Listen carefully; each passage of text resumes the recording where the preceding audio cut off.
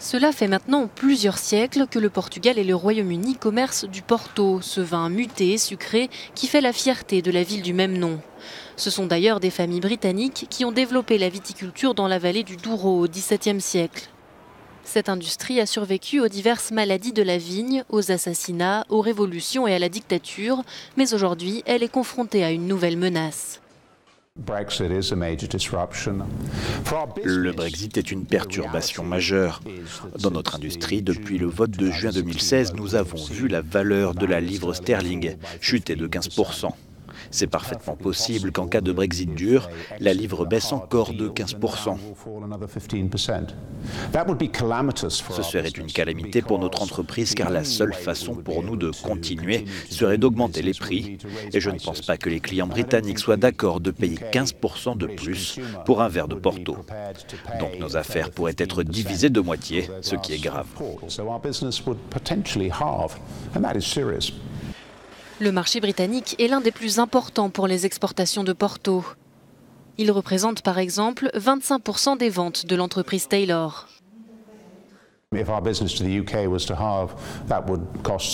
Si nos activités au Royaume-Uni étaient divisées par deux, cela représenterait environ 10 millions d'euros de chiffre d'affaires, ce qui est considérable pour nous, pour la vallée du Douro et pour nos employés.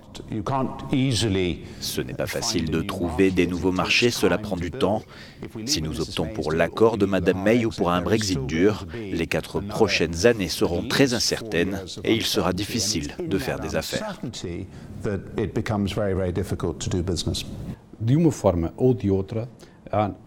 D'une façon ou d'une autre, il y a un enjeu important pour ces entreprises, c'est de clarifier cette situation.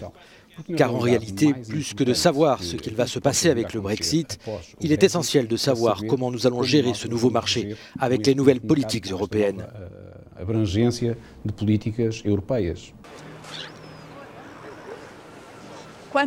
Lorsque Bruxelles et Londres ont conclu l'accord sur le Brexit, le Portugal a estimé que celui-ci était bon pour les intérêts portugais, car il protégeait l'industrie du vin de Porto.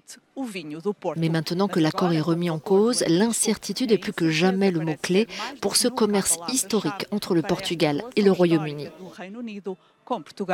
Filipa Soares, no Porto, Portugal, para a Euronews.